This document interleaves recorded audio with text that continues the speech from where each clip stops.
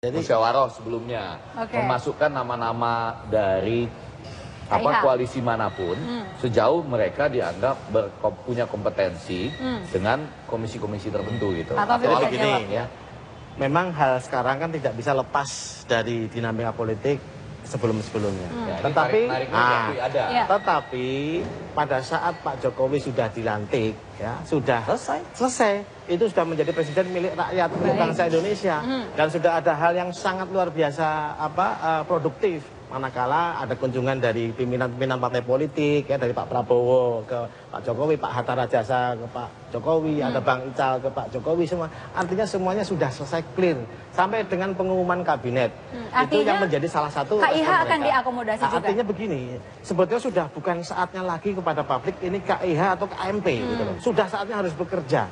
Seperti halnya yang disampaikan oleh para pendiri-pendiri, katakanlah para tokoh-tokoh parpol dan seterusnya. Nah inilah makanya kami mengharapkan ke depan di daerah pun misalnya ada beberapa daerah yang KMP di Babat Habis juga kami tidak ada masalah gitu loh. Ya, di daerah banting meja. Tidak banting meja, apalagi banting kursi ya. Tidak ada masalah, itu demokrasi gitu. Enggak ada masalah. Tetap enggak. Jadi artinya masing-masing bisa melakukan wacana, cara melakukan framing pernyataan-pernyataan. Tapi enggak, yang betul tesis saya tadi bahwa lagi-lagi ada terminologi atau fase-fasenya.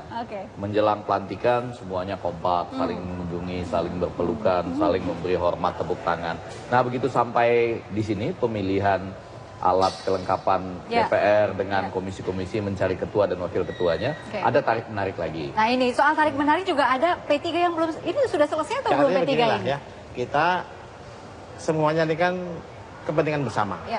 Tidak dalam kapasitas ini kepentingan fraksi A, fraksi B, tidak. Ini kita alat kelengkapan dewan ini namanya ya fraksi alat kelengkapan dewan lah, seperti itu. Sehingga dalam posisi seperti ini kami masih memberi kesempatan sebetulnya, ya walaupun kemarin sudah diputuskan, silahkan bagi teman-teman fraksi yang belum menyampaikan sesuai dengan tata tertib yang ada di sini, sampaikan aja lah. Sampaikanlah susunan keanggotaannya setiap alat kelengkapan dewan itu. Yang kedua, pimpinan dewan ini tidak dalam kapasitas mengintervensi kondisi politik internal masing-masing. Kalaupun toh kemarin sudah ada situasi seperti itu, ya karena pada saat diputuskan, ini pimpinan dewan, meja pimpinan kesekjenan belum menerima surat keputusan dari Menkumham yang super cepat itu. Super cepat ini kurang dari 24 jam ya. Yang penting. Jadi tadi saya waktu mengatakan dalam tanda petik layak jatuh, bukan saya menganjurkan supaya semua kursi dijatuh-jatuhkan, tapi saya menempatkan diri berempati dengan posisi teman-teman itu yang merasa bahwa pimpinan kok tidak mempedulikan surat yang kita pegang. Ternyata surat itu bukan surat keputusan Menkumham. Jadi pemirsa harus tahu yang bagian ini. Lebih jelas lagi kita dengarkan statementnya Romahur Muzi gimana. Nah, kita sih berusaha pagi ini sebetulnya menghubungi Pak Azrul Azwar gitu ya, dan juga Romahur Muzi. Tapi sayang sekali produser kami Pak Azrul Azwar ini handphonenya mati begitu, jadi nggak bisa dihubungi, dan Romahur Muzi sendiri tidak mengangkat telepon begitu. Tapi ada pernyataan dari Romahur Muzi, permohon maaf terkait apa yang terjadi kemarin di sidang dewan.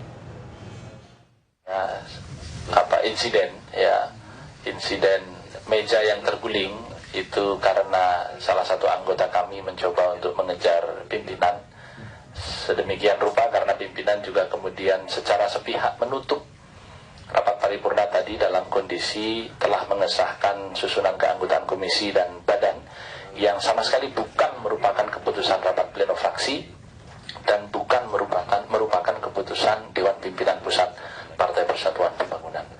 Karena itu kami mohon maaf atas adanya insiden yang tadi berlangsung, yang barangkali ditangkap berbeda karena apa yang terjadi di lapangan barangkali belum mendapatkan penjelasan seutuhnya.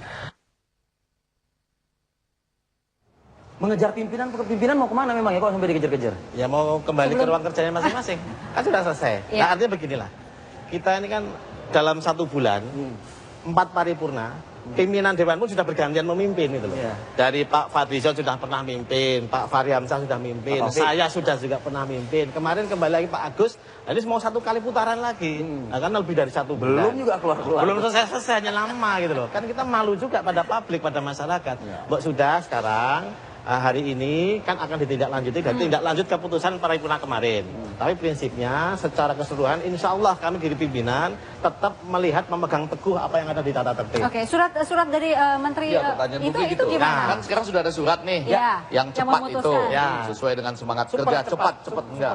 Kalau saya sesuai dengan meskipun semangat surat kerja. itu bukan terkait pelanggaran HAM, terkait dengan kasus korupsi, Ini hukum. enggak, nanti itu akan cepat juga. Karena ini sudah cepat, maka memproses pelanggaran HAM akan cepat juga. Amin. Nah, nanti surat yang cepat ini langsung akan mempengaruhi hasil yang kemarin atau enggak? Kan sudah ada sekarang hitam atas putih bahwa Menkumham mengakui DPP. Sampai sekarang saya pun pribadi ini belum menerima kopian SK Menkumham dari P3. Tapi itu kembali lagi tidak dalam kapasitas kami untuk ketika sudah diterima, tetapi, kemudian setelah diterima kan keputusan sudah diputuskan kemarin, sudah diketok dalam paripurna. Nggak bisa direvisi putusan. Dan itu sudah dalam keputusan paripurna kemarin adalah paripurna yang terakhir membahas informasi untuk penempatan alat kelengkapan dewan. Ya, jadi tidak ada agenda-agenda lagi untuk memasukkan anggota fraksi di dalam alat kelengkapan dewan. Ini akan memicu konflik lagi dong Bang Egy. Itulah hari ini akan konflik kalau begini. Ini yang terus kecuali kalau mau berdasarkan ya positivisme aja bahwa ini sudah ada sesuatu yang empirik,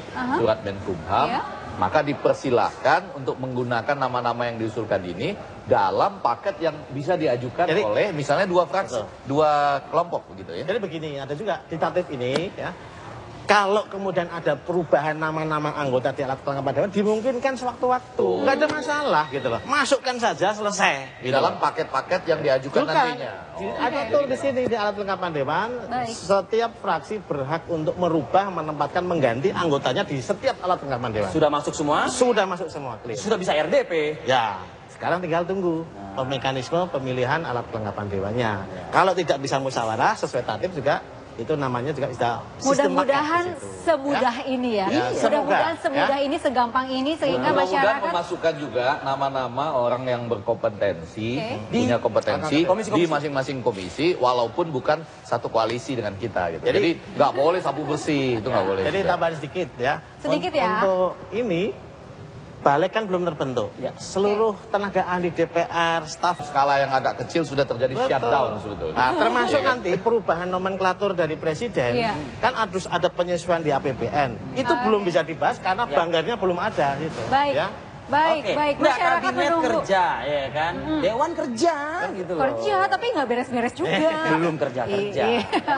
Pak Taufik, yang bertanya yang belum membuat beres itu siapa gitu. Nah, Pak Taufik terima kasih ya. Bang Effendi lanjut ya.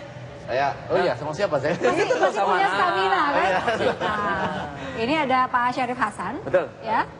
Dan juga Pak Patrice Rio.